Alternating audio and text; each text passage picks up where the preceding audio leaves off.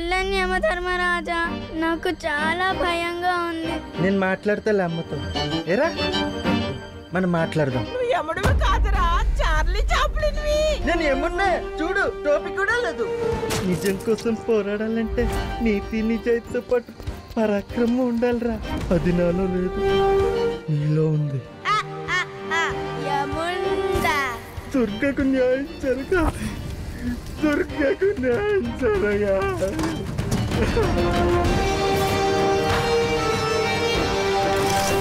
నింగి, నేల, నీరు, నిప్పు, గాలి అనే పంచభూతాలపై ఈ ప్రపంచంలో పుట్టిన ప్రతి మనిషికి సమాన హక్కు ఉంది.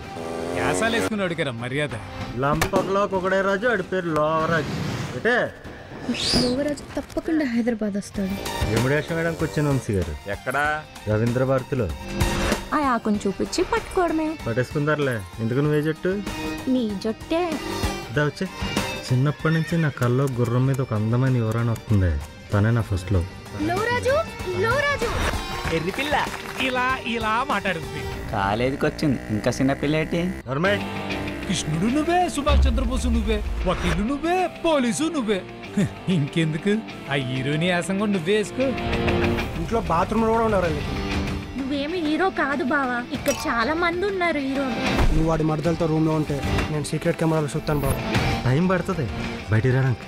మనిషిని కదా, మనసున్న మనిషిని కదా, టైం పడుతుంది. ప్రేమ కంటే పగ పవర్ఫుల్ అంట. ప్రేమలో ఓడిపోయాను, పగలో గెలిచి లైఫ్ ని బ్యాలెన్స్ చేసేసుకుంటాను. నీ పరాక్రమంలో ఆడు శివుడు లాంటి ఎముడిని చూడాలి. నిలువబొట్టు ఎముడు, నిజాయితీ గలెముడు. హిందూయిజం అంటే మతం కాదురా, కల్చర్. గూగుల్ చేయి. మున్సీబు వస్తావా అని రావాలనా? జీవితంలో ఏదైనా సాధించాలంటే పరాక్రమం ఉండాలరా. 100 మందికి ఎదురు నిలబడే ధైర్యం పరాక్రమం. నువ్వు చేసిన పాపాలకి శిక్ష తప్పదు, వస్తున్నా, నేను శిక్షించడానికి వస్తున్నా. 100 శాపాలని భరించి జయించే ఓపిక పరాక్రమం. నేను ఆ బలం అవ్వాలిగానే బలహీనత అవ్వకూడదు. 100 మందిని మట్టి కరిపించే సత్తా పరాక్రమం.